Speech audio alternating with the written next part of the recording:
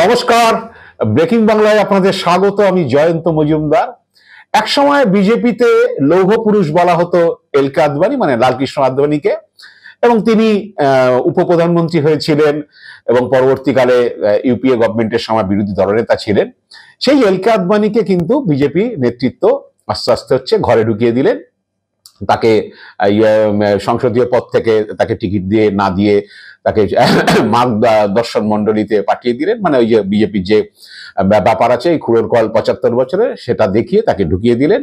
তো আস্তে আস্তে এল কে আদবানি বাড়িতে বসে গেলেন। পার্টি তাকে কোনো প্রোগ্রাম দিত না, কিছুই দিত না। তিনি থাকলেন ওই জন্মদিনে গিয়ে প্রধানমন্ত্রী নরেন্দ্র মোদী শুভেচ্ছা জানিয়ে আসা, কিছু বড় কিছু হলে, ভালো কিছু হলে, পার্টির ভোটে জিতলে গিয়ে একটু এল কে আদবানিকে গিয়ে একটু প্রণাম করে আসা, এই সবগুলোই চলতে থাকলো। কিন্তু তিনি প্রায় সক্রিয় রাজনীতি থেকে বিদায় নিলেন।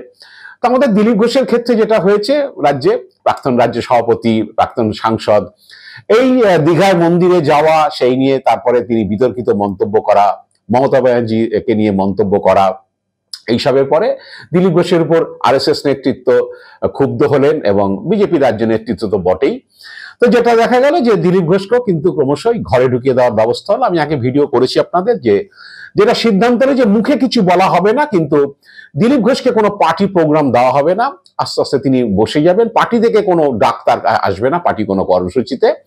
তো এরকম একটা পজিশন তৈরি হলো এবং আমি বলেছিলাম যে আস্তে আস্তে দিলীপের গাড়িটা, যেটা পার্টির দেওয়া, সেই গাড়িটা আস্তে আস্তে তো নিয়ে নেওয়া হবে এবং সিকিউরিটি, যেটা বিজেপি হয় যে নেতৃত্ব থেকে সরে গেলে বা নেতৃত্ব যখন চায় না যে তিনি আর পার্টিতে সক্রিয় থাকুন, তখন এই নিরাপত্তা তুলে নেওয়া, এসব প্ল্যান প্রোগ্রাম সবই হয়ে গিয়েছে। তো দিলীপ বুঝতে পারছেন যে পার্টি তাকে আর প্রোগ্রাম দিচ্ছে না বা দেবেও না। এবং গত সপ্তাহে আপনারা জানেন যে এটি গুরুত্বপূর্ণ মিটিং ছিল, যে মিটিংয়ে শুভেন্দু অধিকারী উপস্থিত ছিলেন, কেন্দ্রীয় পর্যবেক্ষকরা উপস্থিত ছিলেন, সুকান্ত মজুমদার তো অবশ্যই ছিলেন, কিন্তু দিলীপকে ডাকা হয়নি। শুধু না, দিলীপের নিয়ে কোনো আলোচনাও হয়নি। দিলীপ সিগন্যাল পেয়ে গিয়েছেন যে পার্টি কি চাইছে। তো এইরকম একটা অবস্থাতে দাঁড়িয়ে দিলীপ ঘোষ কে কিন্তু আর পার্টি ডাকবে না, এটাই ঠিক হয়েছে কোনো কর্মসূচিতে। এবং আপনারা গত শুক্রবার দিনও দেখলেন, পরশুদিন যেটা হয়েছে, তিরঙ্গা যাত্রা, যেটা সারা ভারতবর্ষে বিজেপি পালন করছে, যে অপারেশন সিন্দুর, এবং সেটা নিয়ে সেনাবাহিনীর যে ভূমিকা, তাদের কি বলে শুভেচ্ছা জানিয়ে তাদেরকে কুর্নিশ করে তিরঙ্গা যাত্রা হচ্ছে, জাতীয় পতাকা নিয়ে সেনাবাহিনীকে অভিবাদন জানানোর জন্য। তো সেখানে বিজেপির সমস্ত রাজ্য নেতারা ছিলেন, সুকান্ত মজুমদার, শুভেন্দু অধিকারী সকলেই ছিলেন, কিন্তু দিলীপ ছিলেন না, কারণ দিলীপকে ডাকা হয়নি। তো এইরকম ভাবে দিলীপকে আস্তে আস্তে ঘরে ঢুকিয়ে দেওয়া, ক্রমশ রাজনীতি থেকে সরিয়ে দেওয়া বিজেপি রাজনীতিতে, কিন্তু তাকে কিছু আনুষ্ঠানিকভাবে কিছু করা হবে না, সাসপেন্ড, শোকজ, অমুক তমুক কিছু করা হবে না, শুধুমাত্র প্রোগ্রাম না দিয়ে বসিয়ে দেওয়ার একটা প্ল্যান বিজেপির মোটামুটি স্থির হয়ে গেছে। এটা দিল্লির নেতৃত্ব চেয়েছেন, সেটাই রাজ্য নেতৃত্ব এখন করছেন। তো দিলীপ বুঝে গিয়েছেন যে তাকে আর পার্টি ডাকবে না, কিন্তু দিলীপ হচ্ছে মরিয়া চেষ্টা চালিয়ে যাচ্ছেন যে তার নিজের জায়গা ফিরে পাওয়ার জন্য। তো সেরকমই একটা প্রয়াসে হচ্ছে দিলীপ রবিবার দিন খড়গপুরে তিরঙ্গা যাত্রা করলেন, এবং এখানে এদিন একটি মন্দিরও যাওয়ার বিষয় রয়েছে, মানে গিয়েছিলেন তিনি। তো সেটা হলো যে খড়গপুরে তিরঙ্গা যাত্রা তিনি করলেন। অনেকেই বলছেন যে, আমি খোঁজ নিলাম যে দিলীপকে পার্টি থেকে ডাকা হয়েছে কিনা। জানা গিয়েছে যে দিলীপকে খড়গপুরে বিজেপির পার্টি থেকে তাকে আমন্ত্রণ জানানো হয়নি, দিলীপ নিজেই এটা গিয়েছেন, এবং শোনা যাচ্ছে যে দিলীপের অনুগামীরাই এটা অর্গানাইজ করেছে এবং দিলীপ সেখানে যাবেন বলেই তারা ঠিক করেছিলেন। তো দিলীপ সেখানে গেছেন, মিছিল করেছেন, এবং যেটা হয়েছে যে সেখানে সংবাদ মাধ্যমকে তিনি যে কথাগুলো বলেছেন, সেখানে তাকে বিভিন্ন বিষয়ে প্রশ্ন করা হয়েছিল যে পার্টি মিটিং এ তাকে তিনি যাননি কেন। তখন বলেছেন যে মাসে একবার দুবার হয়, আমি তো কোনো পদাধিকারী নই, সেই জন্য আমি যাইনি বা ডাকা হয়নি, এরকম একটা কথা বলেছেন। এবং মমতা বন্দ্যোপাধ্যায় কিছু সমালোচনা করেছেন মন্দির নিয়ে, বলেছেন দীঘায় মন্দির উদ্বোধন করছেন, অথচ এ রাজ্যে যে মন্দিরগুলো রয়েছে বিভিন্ন জেলাতে, বিশেষ করে যেখানে হিন্দুরা সংখ্যালঘু, সেখানে হিন্দুদের উপর অত্যাচার হচ্ছে, মন্দিরের উপর মন্দির ভাঙচুর হচ্ছে, কিন্তু সেসব সুরক্ষা দিচ্ছে না। এই নিয়ে রাজ্যে পরবর্তীকালে আইন শৃঙ্খলার সমস্যা হতে পারে, এই বলে মমতা, এবং তার দায় মমতাকে নিতে হবে, এই বলে তিনি মমতার সমালোচনা করেছেন।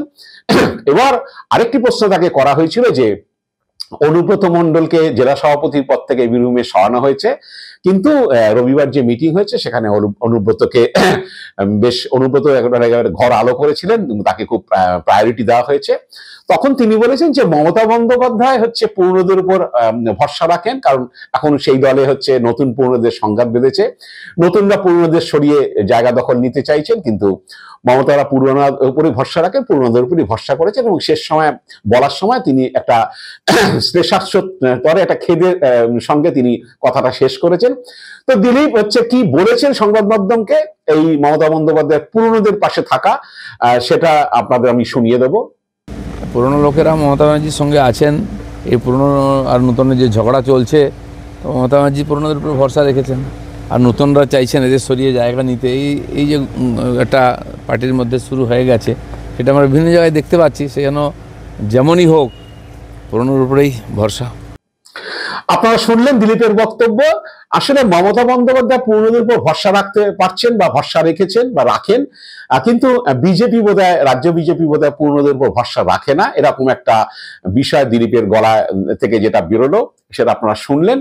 কারণ ওই একই কথা যে দিলীপ বোঝাতে চেয়েছেন যে তিনি এখানে পুরনো লোক এবং নতুনদের তিনি নিশ্চিতভাবে, আপনারা জানেন যে দীঘায় মন্দির উদ্বোধনের পরে যখন বিতর্ক তৈরি হলো, দিলীপ কিন্তু তখন নতুনদের বিষয়ে মেনলি আক্রমণ করেছিলেন এবং তিনি বলেছিলেন যে 20-21 সালে, 20 সালের পরে 21 সালের পরে যারা এসছেন তারা এখন দলে ছড়ি ঘোরাচ্ছেন, এবং অনেকেই বলেছিলেন যে আসল লক্ষ্যটা হচ্ছে শুভেন্দু অধিকারীদের দিকে, মানে শুভেন্দু অধিকারী 20 সালে এসছেন, লক্ষ্যটা সেই রকম। এবং তিনি বলেছিলেন যে কালীঘাটে মমতা বন্দ্যোপাধ্যায় আঁচলে তলায় থেকে যারা নেতা হয়েছেন তারা এখন বড় বড় কথা বলছেন, কালীঘাটে উচ্ছিষ্ট খেয়ে যারা হচ্ছে এতদিন কাটিয়েছেন তারা এখন বিজেপির উচ্ছিষ্ট খেয়ে রয়েছেন, এইসব কথাবার্তা তিনি বলেছেন, যেই নিয়ে হচ্ছে বিতর্ক তৈরি হয়েছিল। তা ওই পুরনোদের ভরসা রাখা নিয়ে নিশ্চিত বোঝা যাচ্ছে যে এখন যারা দল চালাচ্ছেন বা যারা তাকে কোণঠাসা করেছেন তারা পুরনোদের উপর ভরসা করতে পারছেন না, নতুনদের উপর ভরসা করছেন। এবং নিশ্চিতভাবে দিল্লির দিকেও তার একটা নিশানা রয়েছে যে দিল্লির নেতৃত্ব হচ্ছে এখন দিলীপের উপর আর ভরসা রাখতে পারছেন না দিলীপের এই বিতর্কিত কথার পরে। এবং দিলীপ মুখ্যমন্ত্রীকে নিয়ে একটা টিভির সাক্ষাৎকারে বলেছিলেন, মুখ্যমন্ত্রীকে ক্লিন চিট দিয়েছিলেন দুর্নীতির বিষয়ে, তার জন্য দিল্লির নেতারা এবং আরএসএস এর নেতৃত্ব যে ক্ষুব্ধ হয়েছিলেন, এবং তারপর থেকেই সিদ্ধান্ত যে দিলীপকে বয়কট করা হবে। তো এখন দিলীপ কোণঠাসা পার্টিতে অটোমেটিক্যালি আবার শুভেন্দু অধিকারী পার্টিতে সক্রিয় হয়েছেন, তিনি এখন পার্টি মিটিং এ যাচ্ছেন, পার্টি অফিসে প্রায় দিন তিনি সাংবাদিক বৈঠক করছেন। আগে তিনি তার মূলত সাংবাদিক বৈঠকটা হতো বিধানসভা গেটের বাইরে, মানে বিধানসভা বন্ধ থাকলে বিধানসভা গেটের বাইরে হতো। তো এখন তিনি সাংবাদিক বৈঠক করছেন। এখন তিনি এসএসসির যারা চাকরিহারারা তাদের অবস্থানে গেলে সুকান্ত মজুমদারের সঙ্গে পরামর্শ করছেন। শুভেন্দু এখন পার্টির নেতৃত্বের সঙ্গে সখ্যতা রেখে একটা তাদের সঙ্গে অ্যাডজাস্টমেন্ট করে শুভেন্দু চলার চেষ্টা করছেন। যেদিন থেকে দিলীপকে ঘরে ঢুকিয়ে দেওয়া হচ্ছে, মানে দিলীপকে যেদিন থেকে পার্টি প্রোগ্রামে ডাকা হচ্ছে না, পার্টি মিটিং এ ডাকা হচ্ছে না, তো দিলীপ ওই সিগন্যালটা দিয়েছেন। কিন্তু অনেকেই বলছেন যে দিলীপ আসলে খড়গপুরে মিছিলটা করে আবার তিনি নতুন করে জায়গা ফিরে পেতে চাইছেন, কারণ খড়গপুরে দিলীপ একসময় বিধায়ক ছিলেন, বা খড়গপুর যে লোকসভা কেন্দ্রের অন্তর্গত সেই মেদিনীপুরে দিলীপ সাংসদ ছিলেন, এবং খড়গপুর বা মেদিনীপুর এলাকাটা দিলীপের অনেকটা হচ্ছে মানে রাজনৈতিক জীবনের ক্ষেত্রে অনেকটা গুরুত্বপূর্ণ। তাই দিলীপ হয়তো এই একটা সিগন্যাল দিলেন যে পার্টি তাকে না ডাকলো, তার অনুগামীদের নিয়ে তিনি মিছিল করেছেন। এখন বিজেপির এক কর্মকর্তা এদিনই বললেন যে দেখুন, কেউ যদি তিরঙ্গা মিছিল করে পার্টি তাকে ডাকুক আর না ডাকুক, তিরঙ্গা মিছিলে কেউ যদি যায় তাকে তো বারণ করা যায় না। বা তিনি যদি কোনো মন্দিরে যান, যেটা আজ খড়গপুরে গিয়েছেন, সেখানে গেলে পার্টি তো বলতে পারে না যে আপনি মন্দিরে যাবেন না, এবং গেলে স্বভাবতই কিছু বিজেপি কর্মীরা সেখানে থাকবেন, এটাই স্বাভাবিক। এখন খড়গপুরে এই তিরঙ্গা মিছিলে বিজেপি কর্মীরাই করেছেন, যদিও জাতীয় পতাকা হাতে নিয়ে করেছেন, দিলীপ তার অনুগামী দিন নিয়ে করেছেন। এবং আগামী দিনে হয়তো কোনো কর্মসূচি পার্টি ঝান্ডা বাদ রেখে হয়তো দিলীপ করতে চাইছেন বা করতে চাইবেন, এটাই অনেকে বলছেন। যে দিলীপকে হয়তো চেষ্টা হচ্ছে যে আস্তে আস্তে মানে পার্টি প্রোগ্রামে না ডেকে তাকে ঘরে ঢুকিয়ে দেওয়া বা ঘরে বসিয়ে দেওয়া। কিন্তু দিলীপ হচ্ছে রবিবার দিন ফের হচ্ছে এই তিরঙ্গা যাত্রা করে তিনি আবার সেই জায়গাটা ফিরে পেতে চাইছেন। এখন জানি না শেষ পর্যন্ত সুকান্ত মজুমদাররা বা শুভেন্দু অধিকারীরা সেই স্পেসটা তাকে দেবেন কিনা।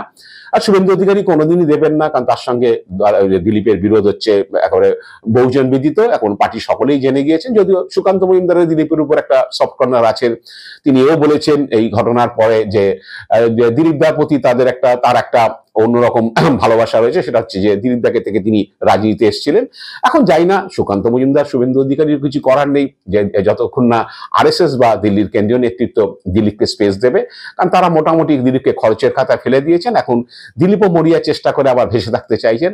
দেখা যাক যে দিলীপ আলটিমেটলি সাকসেস হন কিনা। আজ এ পর্যন্তই। আপনারা ভালো থাকবেন, সুস্থ থাকবেন। নমস্কার।